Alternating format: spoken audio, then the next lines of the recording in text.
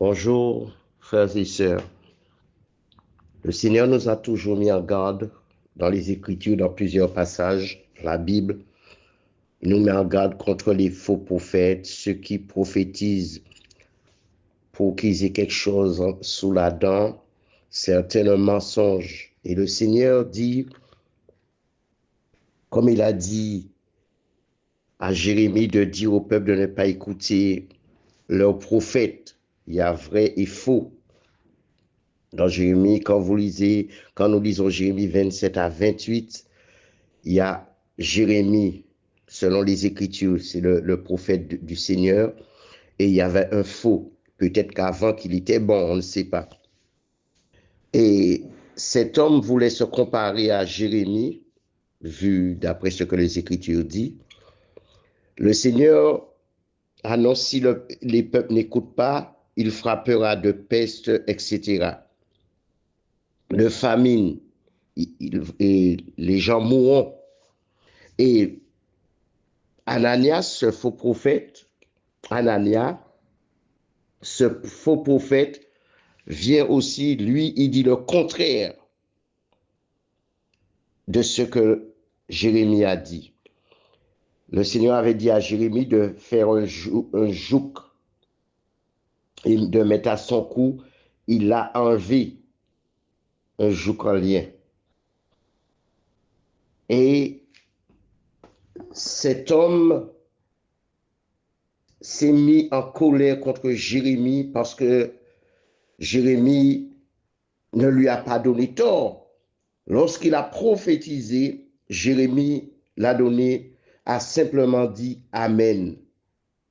Et il dit, dans le chapitre 28, Jérémie qui parle au verset 7, après qu'il ait dit Amen et que la parole de l'Éternel s'accomplisse, seulement, il parle à Anania, écoute cette parole que je te dis, que je prononce, pardonnez-moi, à tes oreilles et aux oreilles de tout le peuple.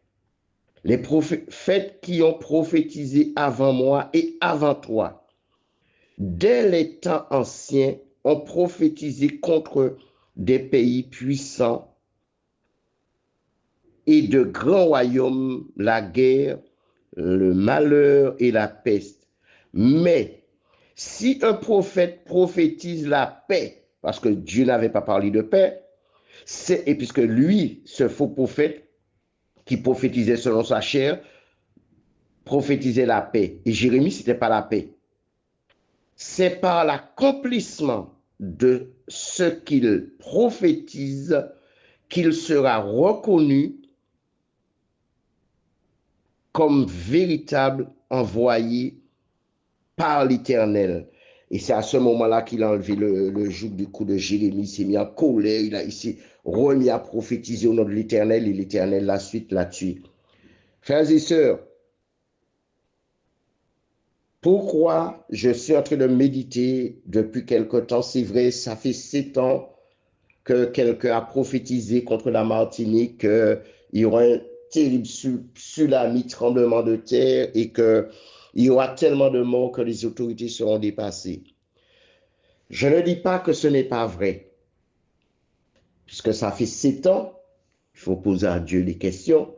Si là, effectivement, il y a des prophéties qui tardent et la Bible dit si elle tarde attends là, elle s'accomplira certainement. Mais est-ce que celui-là, c'est dans ce sens? Dieu seul sait. La même personne qui a prophétisé le malheur n'était pas descendue depuis longtemps aux Antilles et descend des années après. Et comme vous le savez, que j'avais dit sur un audio, cette personne reçoit 6 000 hectares 6 000 mètres carrés de terre pour faire des choses. Et au départ, il disait aux gens de quitter leur île, les Antillais.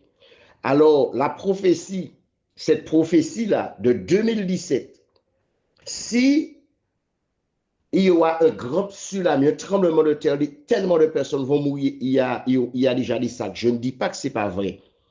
Mais pourquoi ces personnes descendent maintenant pour faire des choses terrestres, des maisons, terrains, agriculture? Est-ce que c'est une stratégie pour faire les gens quitter leur pays, pour manipuler les gens, pour les emmener dans leur pays, pour ramasser beaucoup d'argent, de biens, pour la préparation de leur retraite, frères et sœurs. Frères et sœurs, comme je l'ai dit une fois, je ne me glorifie pas, mais ça fait trembler, réfléchir. Le Seigneur, à cause de troubles, quand j'évangélisais dans la ville où j'ai grandi, les gens s'opposaient, ils voulaient m'empêcher de parler, de dire la vérité. Et ce qui sortait dans ma bouche, il y a quelque chose qui arrive en Martinique, sera la ville de Sainte-Marie le plus touchée. Frère, en très peu de temps, ça s'est accompli à Sainte-Marie, dans la Martinique. La ville de Sainte-Marie était coupée à un tel point que les gens étaient dépassés. Comme j'ai dit, nous devons attendre. Il y a des prophéties, mais quelqu'un qui prophétise et il a peur de l'avion, grâce à Dieu, il va. Oui, mais un moment, il faut faire attention. 7 ans, on attend. Mais qu'est-ce que les gens vont faire aux Antilles? Manipuler les gens, tromper les gens. Comme je vous encourage, si vous le voulez bien, lisez bien Jérémie 27 et Jérémie 28. Frères et sœurs, arrêtons, de nous faire manipuler, laisser manipuler. Réveillons-nous, attachons-nous à Jésus, écoutons sa voix. Si tu cries à lui, il va te répondre.